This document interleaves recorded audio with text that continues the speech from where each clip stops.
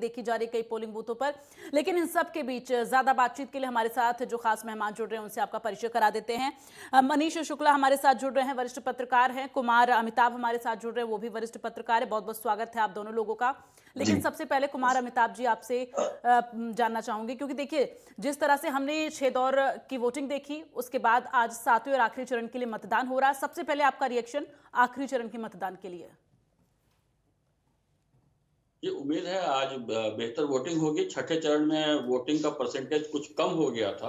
हम्म। मुझे लगता है कि आम जनता को अपने अधिकारों का पूरा पूरा उपयोग करना चाहिए, पालन करना चाहिए और वोट जरूर डालना चाहिए। आप अगर वोट नहीं डालते हैं तो बाद में आप किसी की भी शिकायत नहीं कर सकते हैं। हम क्या करते हैं कि केवल आलोचना करते हैं, सरकार ऐसा काम नहीं कर रही है, सरकार वैसे नहीं कर रही है, सरकार गलत काम कर रही है। लेकिन 5 साल में मात्र एक दिन जो हमारा कर्तव्य है उसकी पूर्ति हम नहीं करते। हम अच्छी सरकार चुनने के लिए नहीं जाते, अच्छे कैंडिडेट चुनने के लिए नहीं जाते, तो ये हमारा दोष है। सर्वप्रथम नागरिकों को वोट डालने जरूर जाना चाहिए, यह उन्हें सुनिश्चित करना चाहिए। इतनी जागरूकता के बावजूद आज भी 60%, 55% इस तरह की वोटिंग हो, 65% इस तरह की वोटिंग हो, तो बड़ा बुरा लगता है कि हम अपने देश के प्रति, अपने कर्तव्यों के प्रति बिल्कुल जो है लापरवाह हैं, जागरूक नहीं हैं और काम ही नहीं करना चाहते। फिर हम दोष किस बात का दें? हमें अच्छे कैंडिडेट चुनने तो हमें चुनाव में भाग लेना चाहिए, हिस्सा लेना चाहिए, तभी अच्छे कैंडिडेट आएंगे, अच्छी सरकार आएगी। तो जनता को आज फाइनल डे है और अपना पूरा जोर लगा के मुझे लगता है कि 80% से ऊपर कम से कम वोट जाना ही चाहिए। जो तब कि अभी ऐसा तक 6 लगेगा दौर कि में जनता देखने को भाग नहीं ले मिला। रही है। अमिताभ जी, जाहिर तौर पर बिल्कुल देखिए नहीं। लोकतंत्र का महापर्व है और इसमें बढ़ चढ़कर हिस्सा लेना हर नागरिक के लिए बेहद जरूरी है, क्योंकि ये एक जिम्मेदारी है और यहीं से ये रास्ता तय होता है प्रदेश के विकास का। उसके बाद ही हम ये उम्मीद कर सकते हैं कि प्रदेश का विकास हो। मनीष जी, आप क्या कहना चाहेंगे अब तक के इस वोटिंग प्रक्रिया को लेकर?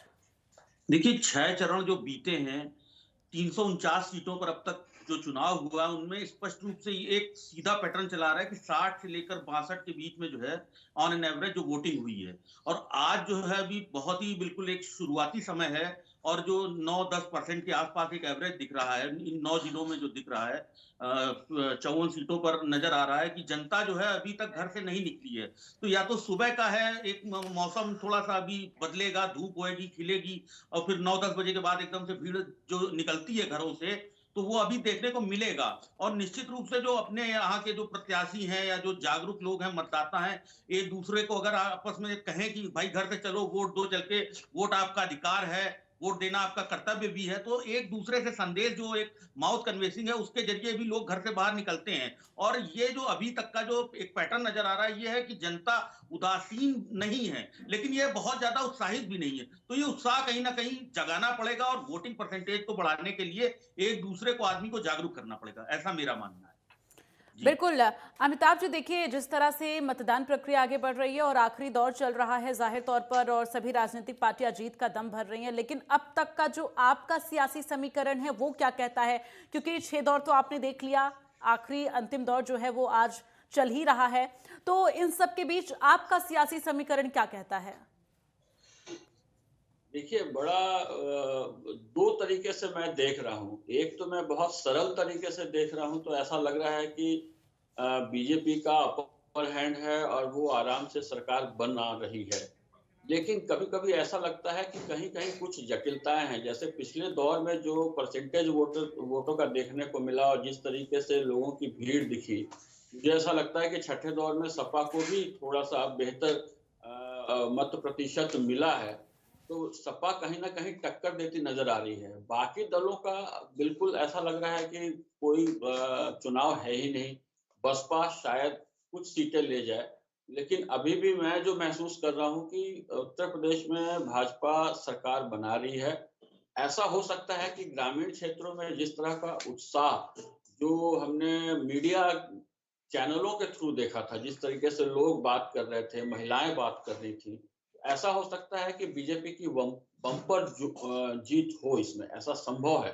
लेकिन अभी प्रेडिक्ट करना हमारे लिए बहुत मुश्किल है और सपा भी जो है वो काफ़ी अच्छा टक्कर दे रही है। जब 2 ही पार्टियों के बीच टक्कर हो जाती है, तो कई बार नेक टू नेक चला जाता है मामला। नेक टू नेक भी जा सकता है मामला, मुझे ऐसा लग रहा है। बिल्कुल मनीष जी, देखिए अगर हम जिक्र करें आज जिन जिलों में और जिन सीटों पर वोटिंग हो रही है उनमें सुहेल देव पार्टी जो है, सुहेल देव की पार्टी काफी जो है उनका प्रभाव देखा जाता है। लेकिन इन सब के बीच आपसे ये समझना चाहेंगे, क्योंकि देखिए जब पिछली बार 2017 में बीजेपी चुनाव लड़ रही थी तो सुहेल देव साथ में वो पार्टी थी, सुहेल देव की पार्टी, लेकिन इस बार साथ में नहीं है और इस बार निषाद पार्टी जो है साथ में है। तो किस तरह से आप ये समीकरण देख रहे हैं? देखिए, छठे और सातवें चरण में आते आते जो ये छोटे दल हैं, इनकी भूमिका बहुत बड़ी हो जाती है। ये पूरा गेम चेंजर का काम करते हैं, चाहे वो सोनेलाल की पार्टी अपना दल हो, चाहे निषाद पार्टी हो, चाहे महान पार्टी हो, या ये जो ओम प्रकाश राजभर है इनकी पार्टी हो। तो ये छोटी छोटी जो पॉकेट्स हैं, इनमें जो वोटों का जो एक वितरण होता है, जातीय जो समीकरण हावी हो जाता है, उनमें बहुत महत्वपूर्ण हो जाते हैं। अब जैसे दारा सिंह जो भाजपा के मंत्री थे, वन मंत्री थे, वो जाकर अब घोसी सीट से चुनाव लड़ रहे, वहां पर बड़ा मुकाबला करीबी है, उनकी प्रतिष्ठा दांव पर लगी है, उन्होंने अपनी सीट छोड़कर घोसी सीट पे गए हैं। इसी प्रकार जो सपा के मान लीजिए है, आजमगढ़ से लड़ रहे हैं दुर्गा शंकर जी, तो दुर्गा शंकर यादव लगातार 40 साल से विधायक हैं और जनता के बीच में एक आक्रोश होता है कि भाई उन्होंने काम नहीं किया है, दुर्दशा है क्षेत्र की, लेकिन फिर भी मतदाता जो वोट देने जाता है वो उनको देता है। इसका कारण ये है कि जातीय समीकरण वहां बहुत ज्यादा हावी है। तो छोटे दल हो, चाहे ओम प्रकाश राजभर हो या अनुप्रिया पटेल हो, अनुप्रिया पटेल लगातार मिर्जापुर और आसपास के क्षेत्रों में डेरा डाले हुए हैं, वहां पर उनकी भूमिका बहुत महत्वपूर्ण हो जाती है। एक जैसे रोहनिया सीट हो गई, रोहनिया सीट पर उनका जो एक प्रभाव माना जाता है पटेलों का, वो सबसे ज्यादा है। तो वो सीट एक वहां पर गेम चेंजर, अगर भाजपा के साथ मिलकर चुनाव लड़ रही है तो बहुत ताकतवर हो जाता है वहां पर, और ये संदेश जाता है मतदाताओं के बीच में भी किसका किसका गठबंधन है। बिल्कुल, क्योंकि मनीष जी अगर हम 2017 की तस्वीरें देखें और जिस तरह से आंकड़े सामने आए थे, जिन जिलों में आज वोटिंग हो रही है उन जिलों का अगर 2017 में जिक्र करें जहां पर बीजेपी थोड़ी नम पड़ रही थी, वहां अपना दल कहीं ना कहीं पूरी तरह से सहयोग करती हुई नजर आई थी। बिल्कुल, आप ये देखिए कि पिछली बार 2017 के चुनाव में सबसे जो कठिन परिस्थिति थी वो 7वें चरण में ही थी। यहाँ पर जब पिछले 6 चरण हुए, 2017 की बात कर रहे हैं, वहां पर क्लीन स्वीप एक नजर आया कि सारी सीटें बीजेपी जीत रही थी लगातार, लेकिन यहाँ पर सपा और बसपा से उसका मुकाबला बड़ा कड़ा रहा और उसमें जो गेम चेंजर बना वो अपना दल बना। अपना दल ने लगातार वहां पर सीटें जीती, करीबन 6 और 7 सीटों में उसने अपना भी एक असर दिखाया, जिसके कारण उन 6-7 सीटों के कारण कम कम भाजपा 20 सीटें जीत गई। वहां पर यह संदेश दिया, क्योंकि बहुत करीबी मुकाबला कहीं कहीं रहा। बसपा ने वहां पर 2017 में भी बड़ा अच्छा परफॉर्मेंस दिया था, सपा 11 सीटें जीती थी 7वें चरण में, और इस बार जो मुकाबला है बहुत करीबी। आप अगर बनारस काशी की बात कर लें, वाराणसी की बात कर लें, वहां वो प्रधानमंत्री का एक संसदीय क्षेत्र है। पिछली बार 2017 में प्रधानमंत्री लगातार 3 दिन वहां पर रुके, इस बार वो 2 दिन रुके, और इस बार सब दलों ने वहां पर ताकत झोंक दी, चाहे अखिलेश यादव हो, चाहे प्रियंका वाड्रा हो, या फिर ममता बनर्जी वहां पर गई हो, मायावती जी गई हो। जितने भी बड़े नेता थे, जितने भी दिग्गज नेता थे, वो आखिरी चरण के जो लास्ट के घंटे रहे, जो लास्ट का समय रहा, वहां पर उन्होंने पूरी पूरी ताकत झोंक दी और इसका असर दिखाई पड़ रहा है। वहां पर जो 2017-2019 में एक लहर जो नजर आ रही थी भाजपा की, इस बार वो लहर करीबी मुकाबले में है। ये नहीं कहेंगे कि विरोध हो रहा है, लेकिन लहर जो है वो नहीं है, और मुकाबला इतना करीबी है, यहाँ पर वोटर की भूमिका बहुत महत्वपूर्ण हो जाती है। अगर वोटर घर से नहीं निकलेगा तो और भी लड़ाई करीबी होगी, और इसमें आप अपने प्रत्याशी को जिताने या हराने की जो भूमिका निभा रहे हैं वो पीछे हट जाएगी। अब वाराणसी दक्षिण की बात करें तो वहां पर नीलकंठ तिवारी जी हैं, वो राज्य मंत्री रहे हैं प्रदेश सरकार में। उत्तर में भी मंत्री चुनाव लड़ रहे हैं, रविंद्र जायसवाल जो हैं वो लड़ रहे हैं, उसके बाद में अनिल राजभर, वहां से 3-3 मंत्री भाजपा के जो हैं वो चुनाव लड़ रहे हैं। तो अपने आप में एक प्रधानमंत्री का संसदीय क्षेत्र, 3-3 मंत्री जो प्रदेश सरकार में, डबल इंजन सरकार की जो आप एक संदेश देते हैं, तो वहां पर एक बहुत बड़ी आपकी प्रतिष्ठा दांव पर लगी हुई है, और वहां पर सपा ने अपनी ताकत झोंकी है। इसके बाद जो भूमिका आएगी वो छोटे दलों की आएगी, वो कितना इन जो बड़े बड़े दल हैं उनकी जो आगे बढ़ाने में क्या भूमिका उनकी होती है। वहां पर अपना दल है, निषाद पार्टी है, या फिर ओम प्रकाश राजभर की जो पार्टी, इनकी भूमिका बहुत महत्वपूर्ण हो जाएगी। और बनारस में पिछली बार जो आप देखेंगी 8 की 8 सीटें भाजपा जीती थी, एक उनका जो सहयोगी दल था अपना दल एस ने जीती थी। इस बार लेकिन हर सीट पर मुकाबला है, चाहे पिंडरा की बात कर ले, पिंडरा में अजय राय जो है कांग्रेस के एक नेता हैं, 2 बार प्रधानमंत्री के खिलाफ लड़ चुके हैं, 2012 में वहां से विधायक थे। तो पिंडरा की सीट में भी बड़ा कड़ा मुकाबला हो रहा है। हर सीट में कहीं ना कहीं दूसरा जो विरोधी दल है वो भाजपा को सीधी चुनौती दे रहे। लेकिन एक बात यह भी स्पष्ट है कि लड़ाई जो है वो भाजपा वर्सेस आल है। यहाँ पर कहीं भी किसी भी सीट पे आप देख लीजिए भाजपा और अगेंस्ट दूसरा जो विपक्षी दल है उसके साथ में हो रही। और यहां पर अगर सपा कहीं कमजोर पड़ती है और वोटों का बंटवारा होता है तो मान लीजिए बसपा कहीं स्ट्रांग पड़ती है, या ओवैसी की पार्टी जैसे आजमगढ़ में लड़ रही, कई बेल्ट्स में वो भी लड़ रही है, वो भी एक बहुत बड़ी, मतलब भले ही वो विनिंग एक परफॉर्मेंस ना दे पाए लेकिन वो वोटों को काटने का अगर काम करते हैं तो उसका सीधा जो फायदा है वो भाजपा को मिलेगा। जी बिल्कुल। अमिताभ जी, आपको क्या लगता है कि जिस तरह से 2017 का प्रदर्शन रहा था बीजेपी का, वो प्रदर्शन एक बार फिर से 2022 में देखने को मिलेगा? क्योंकि अभी जिस तरह से जिक्र किया मनीष जी ने कि गेम चेंजर इस बार काफी ज्यादा नजर आ रहा है, आपको क्या लगता है? देखिए, ओम प्रकाश राजभर का जाना थोड़ा नुकसानदायक हो सकता है बीजेपी के लिए। अपना दल को तो साध लिया बीजेपी ने, बेहतर तरीके से साध लिया। ओम प्रकाश राजभर का जाना जो है वो एक माइनस पॉइंट है और उसका नुकसान निश्चित रूप से बीजेपी को उठाना पड़ेगा। लेकिन मैंने एक और दृष्टि से देखा है इन चुनावों को। इस बार जो कोशिश हो रही, जैसे जाति और धर्म को लेकर के तो कोशिशें होती रही हैं, लेकिन इस बार जो है ना पार्टीगत और योगी और मोदी को लेकर के वोटिंग पैटर्न चल रहा है, ये हमने महसूस किया है। इस बार कैंडिडेट को नहीं, और भाजपा ने भी ये कोशिश की है कि आप कैंडिडेट को नहीं, योगी और मोदी को वोट कर रहे हैं। तो उस दृष्टि से अगर वोटिंग होगी तो निश्चित रूप से भाजपा को यहाँ पे पूरा फायदा मिलेगा। अन्यथा राजभर तो नुकसान पहुंचाने जा रहे हैं भाजपा को, यह बहुत स्पष्ट मुझे नजर आ रहा है इस इलाके में। अमिताभ जी, लेकिन आपने कहा योगी और मोदी के नाम पर वोटिंग, लेकिन जिस तरह से हमने जनता के बीच जब ये जानने की कोशिश की विकास का जो मुद्दा है, इसके साथ ही जो उनके क्षेत्रीय विधायक हैं वो लोगों के बीच में कितना पहुंच है, कितना काम कर रहे हैं, इसके नाम पर भी वोटिंग की जा रही है, राष्ट्रहित के नाम पर भी वोटिंग की जा रही है। लगातार हम सुबह से दर्शकों को दिखा रहे हैं कि किस तरह से जो मतदान केंद्रों पर लोग पहुंच रहे हैं, उनका क्या आधार है वोट करने का। सब ज्यादातर लोगों का ये कहना था कि राष्ट्रहित और विकास के नाम पर हम वोट कर रहे हैं। कई ऐसे लोग थे जिनका ये कहना है कि उन्हें अपने क्षेत्रीय विधायक के बारे में पता नहीं है, लेकिन राष्ट्रहित के नाम पर उन्हें वोट करना है। जी जी, आपने पुष्टि कर दी जो बात मैं कह रहा हूं ना। जो भाजपा जो कोशिश कर रही है ना, जैसे राष्ट्रहित और विकास के मुद्दे पर जब बातचीत हो रही है तो वो निश्चित रूप से भाजपा प्रेरित मतदाता है। और जब वो बेरोजगारी और महंगाई के मुद्दे पे जब वो बात कर रहा है मतदाता, तो आप समझ जाइए कि वो जो है विपक्षी दल है, सपा है, खास करके सपा ने इन मुद्दों को कस के उठाया है। क्योंकि ऐसे ही हम लोग अंदाज लगाते हैं, हम सीधे नहीं पूछते कि आप किसको वोट डालने जा रहे हैं, लेकिन किसके उठाए मुद्दों को वो प्रत्याशी देख रहा है और समझ रहा है। इससे हमें आभास मिलता है कि वो किसको मतदान करने जा रहे हैं। ये तरीका है। तो उससे जो मैं कह रहा हूँ, मुझे लगता है आप भी उसकी थोड़ी सी पुष्टि कर ही रही हैं, जो आपके रिपोर्टर्स पूछ रहे हैं और बता रहे हैं। तो इसका मतलब है कि भाजपा को कोई बहुत नुकसान होने नहीं जा रहा है इन इलाकों में, अगर इस तरह की बातें सामने आ रही हैं तो। और भाजपा इसमें सफल हुई है। नहीं देखिए अमिताभ जी, यहाँ हम पुष्टि तो नहीं कर रहे हैं, लेकिन हाँ जरूर जो सुबह से दर्शकों से लगातार दर्शक भी देख रहे हैं, जो भी ग्राउंड जीरो से हमारे रिपोर्टर जुड़े हुए हैं और जनता से बातचीत कर रहे हैं, बस उसका आकलन जो है वो हमने आपके सामने रखा। मनीष जी, जिस तरह से आपने गेम चेंजर का जिक्र किया, तो इस बार आपको किस तरह के समीकरण बनते हुए नजर आ रहे हैं 2022 में?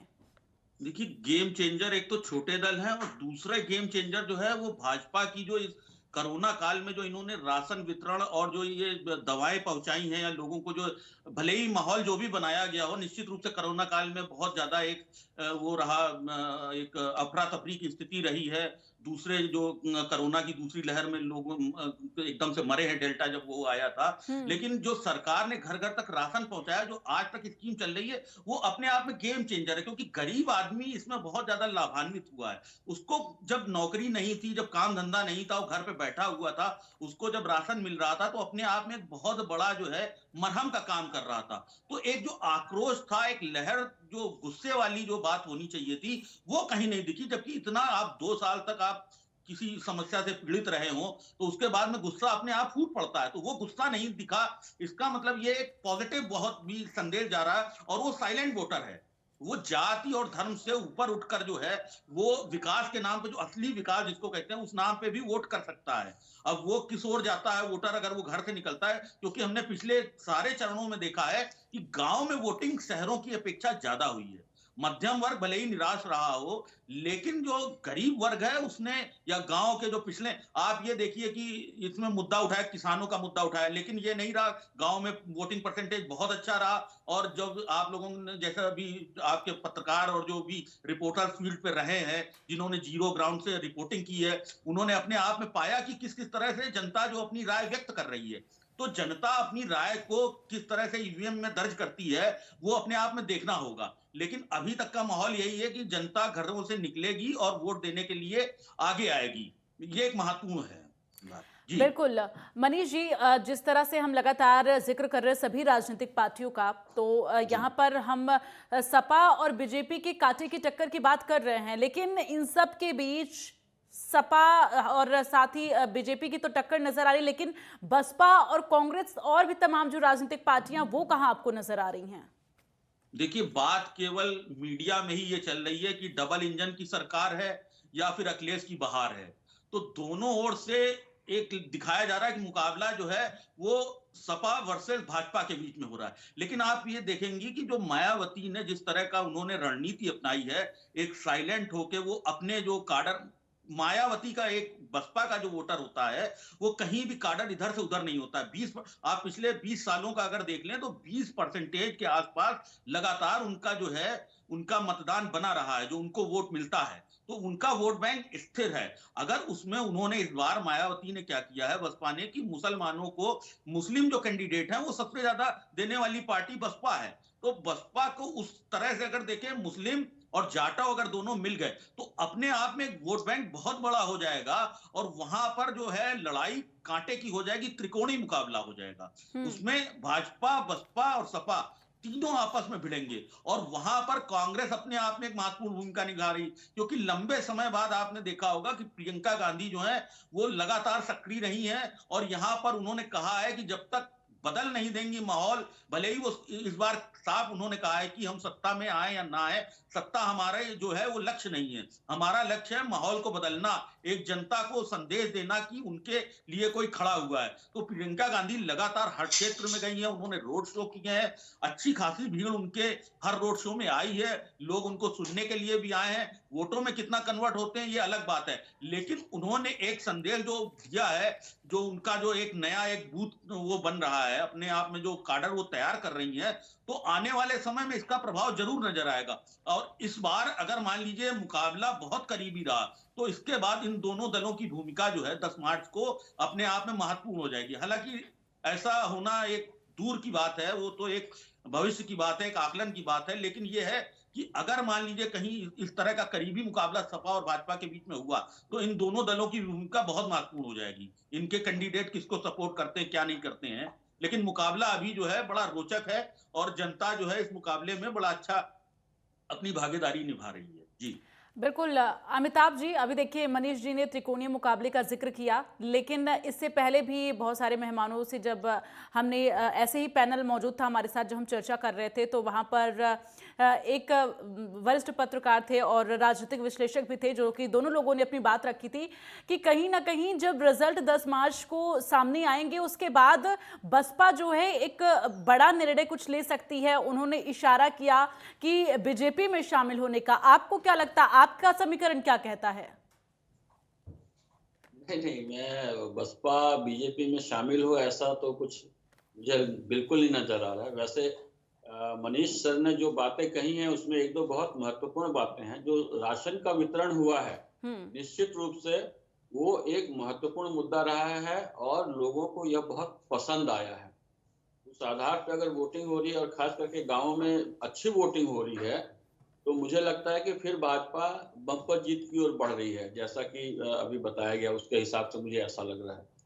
बसपा ने फाइट ही नहीं किया। बसपा के वोट तो हैं ही, लेकिन बसपा ने फाइट नहीं किया है। और मुझे ऐसा लगता है कि जो मुस्लिम मतदाता है वो आम तौर पे बीजेपी के साथ नहीं होता है। तो जो बीजेपी को हरा सकता है, उसकी तरफ एकजुट होकर वो वोटिंग करता है। तो इस बार जिस तरीके से बातचीत हो रही है, तो उसमें मुझे लगता है कि ज्यादा से ज्यादा वो सपा को ही वोट करेंगे। वो कांग्रेस को भी नहीं कर सकते, बसपा को भी नहीं कर सकते। यदि बसपा का कोई मजबूत कैंडिडेट कहीं पे है, तो शायद वो उसको वोट करें। अदरवाइज वो बिल्कुल सपा को ही वोट करेंगे, जो मुझे नजर आ रहा है। जब ओवैसी जैसे को ऐसा महसूस किया हमने कि नकारा गया, ओवैसी ने इतनी मेहनत की उत्तर प्रदेश में, लेकिन उनको भी जब नकार दिया गया है, तो इसका मतलब है कि ये वोट जो है जाएंगे सपा को। उस लिहाज से बस भाजपा और सपा के बीच ही लड़ाई मोस्टली सब जगह नजर आएगी। बसपा को कुछ सीटें मिल सकती हैं, क्योंकि उनकी कुछ पक्की सीटें हैं, वो उनको मिलेंगी। लेकिन जिस तरीके से मायावती ने सरेंडर किया है, ऐसा लगता है कि वो भाजपा के किसी दबाव में थी इस पूरे चुनाव में, और वो बिल्कुल नहीं लड़ रही थी। और उन्होंने एक आध बार तो इस तरह के संकेत दिए कि जहां पे सपा उम्मीदवार जीतने की उम्मीद हो, जीतता दिख रहा हो, वहां पे आप भाजपा को वोट कर दें। तो ये अपने आप में एक संकेत है कि बसपा ने तो समर्पण कर रखा है। बिल्कुल। और शायद यही वजह थी कि तमाम वो जो पैनल हमारे साथ जुड़े थे, जिन्होंने ये बड़ी बात कही, जिसका जिक्र हमने आपसे किया, तो कहीं ना कहीं यहाँ पर बसपा जो है टक्कर में बहुत कम नजर आ रही है। और लगातार हर किसी का यही कहना है कि सपा और बीजेपी के बीच में टक्कर काफी ज्यादा है। और कुछ जगहों पर लोगों का ये कहना है कि त्रिकोणीय